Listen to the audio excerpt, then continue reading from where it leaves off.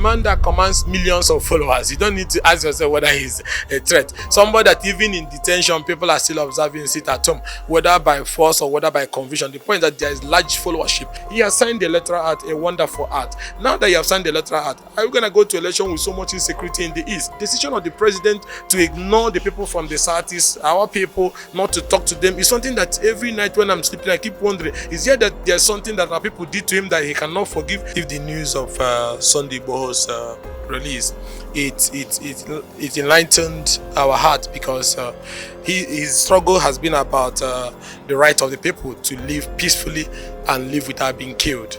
And same with our brother. I strongly believe that this protracted legal trial is unnecessary, is unhealthy, is creating more insecurity, is overheating the polity, and that the president is empowered under the provisions of the electoral act through the Attorney General to discontinue any criminal trial at any stage of the trial. And all they need is for Attorney General to internally, and the trial is discontinued. So the question is, why is the president not looking at political solution? There's a lot of insecurity growing gradually, day by day in the East and across all different parts of the southern part of the country.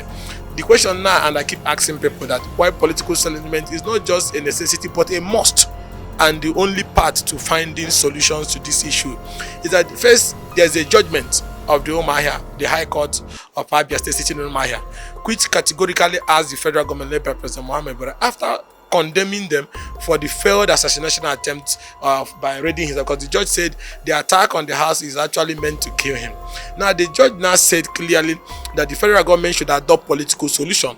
If the judge, after delivering judgment, goes extra mile to say take political solution, is giving the government a road, and that I thought that by now the president should have started exploring those options by engaging politically to find a solution as the only way to solve this agitation that is also increasing insecurity.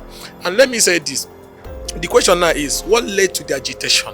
What led to the agitation was the inability of the president to fulfill his constitutional responsibility as spelled out in section 14 of the constitution, which said that the primary essence of governance is protection of lives and property. So when those killings was happening, the clash and so on and so forth was going on in the East, if the president has applied so much effort and so much commitment that is visible to everybody, there wouldn't have been any need for people looking for an alternative. It was when the president was trying to classify some of those things as mere dispute of farmers and so on, and people are being killed and raped, that our people decided to resort to finding a way to protect themselves. So it's all about self-protection, which is even recognized by international law. And at the time they were protecting themselves, government should have say, okay, you don't need to protect yourself, we're going to protect everybody, and we're going to deal decisively with the people behind this insecurity. But government did not do that. That is what led to this emergence of both the ESN, both the other things that has worsened security situation in the East. And I think that for the way to solve it is for the president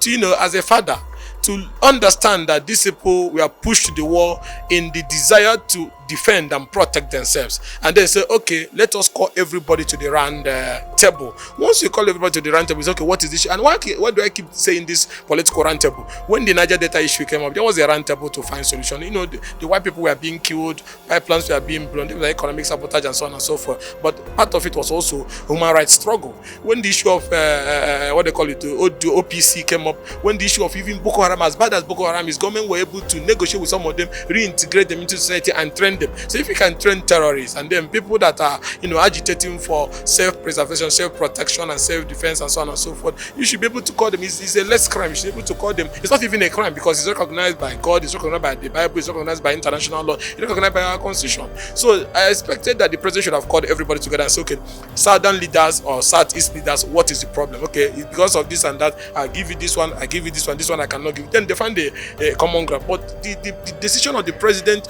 to ignore the people from the Southeast, our people, not to talk to them, is something that every night when I'm sleeping, I keep wondering, is there that there's something that our people did to him that he cannot forgive? Ordinarily call people to the round table to discuss is difficult. So I'm pleading with President Muhammad Buhari as the father of the country. He has signed the electoral act, a wonderful act. Now that you have signed the electoral act, are you going to go to election with so much insecurity in the East? Now take a step further as the father of the nation to convene a political round table and find a political solution to the Nnamdi Kanu issue and release him just like Sunday Igboho have been released. police, and so that we can go back to the table and find common grounds on the issues that led to this agitation. It is in the interest of the country and in the interest of economic development of our place as well.